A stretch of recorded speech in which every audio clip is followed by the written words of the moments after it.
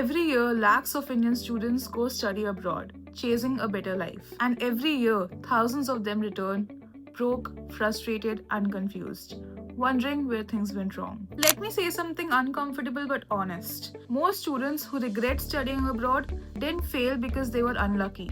They failed because they didn't think deeply enough before leaving.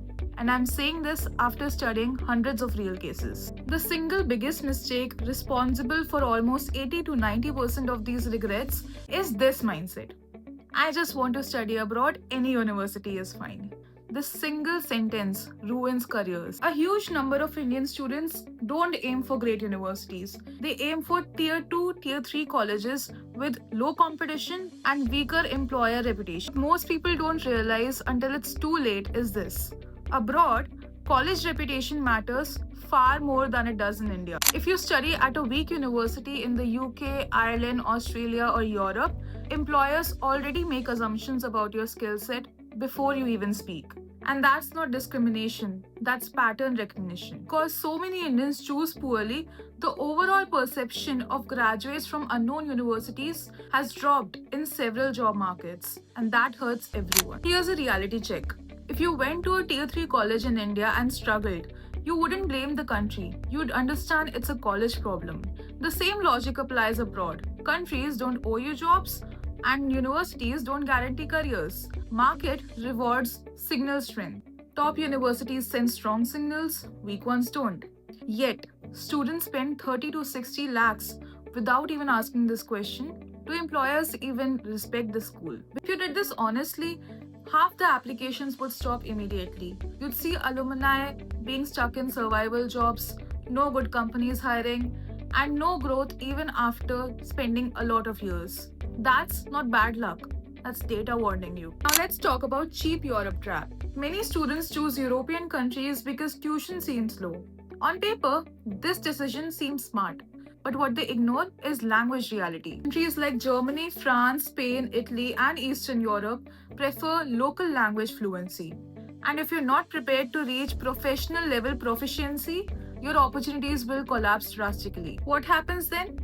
No relevant part-time jobs, no internship opportunities, locals preferring locals, and you will start burning your savings slowly. Eventually, you return to India with a foreign degree, no foreign exposure, and financial pressure.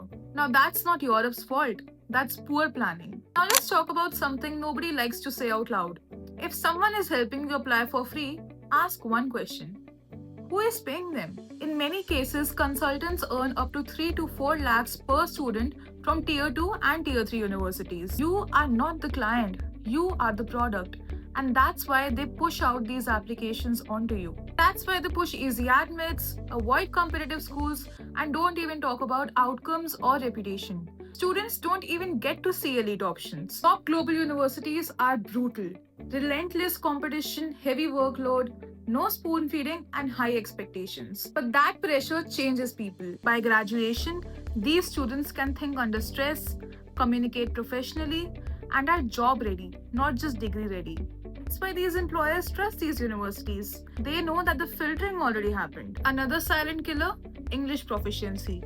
Many students clear IELTS but can't communicate properly, handle customer facing roles, or network professionally. Result?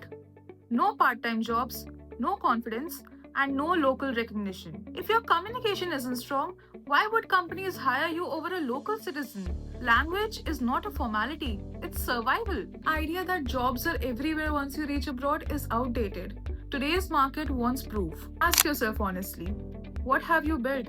What problems have you solved? What impact have you created? If your profile isn't strong, why would a company choose you? This video is not anti-study abroad.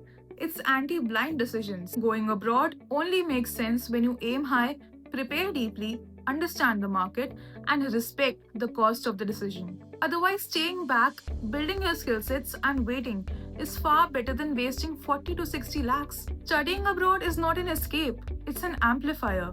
It amplifies either preparation or it amplifies mistakes. If this video made you uncomfortable, good. That means you care about your future.